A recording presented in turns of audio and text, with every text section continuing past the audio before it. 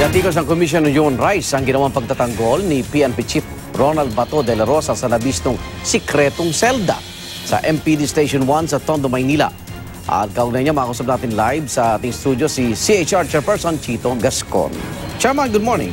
Hi, good morning at isang mapayapang araw ng paggawa. Oo nga. Morning, Chair. Welcome. Okay, dito na tayo sa isyong ito ng sikretong selda. Himutok ni PNP Chief Ronald de la Rosa, parang itinaon niyo raw ang pag-inspeksyon sa ASEAN. Ang layo na ipahiya doon si Pangulong Duterte.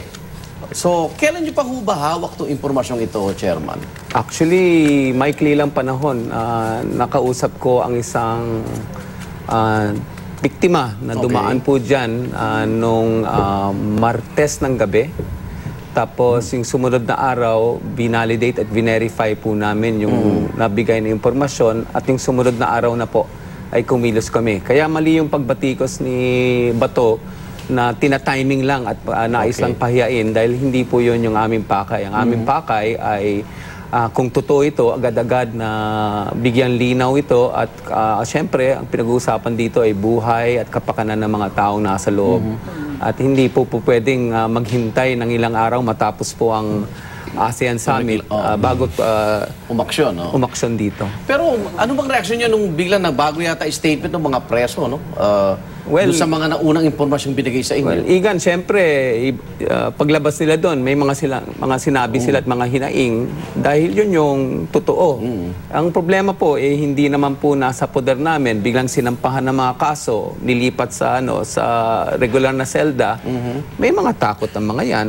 At so, nagkakaroon po ng pagbabago ng kanilang statements.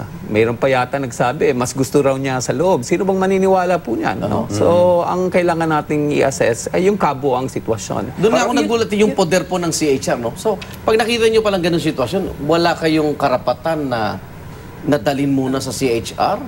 Kasi hindi po kami law enforcement agency monitoring. Huli namin yan. Huli namin. Pagka kukunin namin, baka maaaring sabihin obstruction of justice po kami. Tama. Kung sakali pong napaghandaan pa ng kaunti, baka nakaugnay po namin halimbawa ang ombudsman o di kaya ang mga korte na maaaring utos. Issue at utos ng mga sabi natin orders for release or freedom. At particular nga dahil in a sense parang crime scene na rin ang nangyari po dyan. Sana po naaresto rin po agad-agad yung mga nag-ooperate ng ganyan. Pero kasi tinanggal po yung cabinet. Hindi parang may tampering na rin ng crime scene. So paano mangyayari sa investigasyon ngayon kung ganyan na pala ang mga nangyari? Well, dudulog po kami sa mga institusyon pang investigasyon. Hingi kami tulong sa NBI, sa MOLEO, yung ombudsman in charge ng military and other law enforcement officers.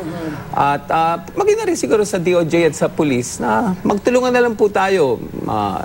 Nabisto na po ito, alam nating lahat, mali ito. Kaya po naming sinabi kay Bato, mahirap naman naghuhugas kami kakagad.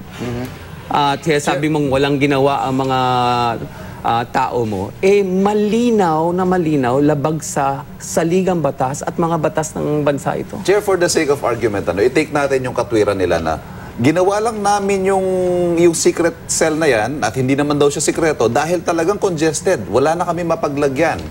So, does that justify it? And as a follow-up, ano ho ang sitwasyon kaya sa iba pang mga presinto sa buong Metro Manila o Pilipinas? Sa unang tanong mo, Ivan, does it justify? Definitely not. Dahil po, nakalagay sa saligang batas, there shall be no hidden or secret detention facilities. Even if the regular facility is not any better?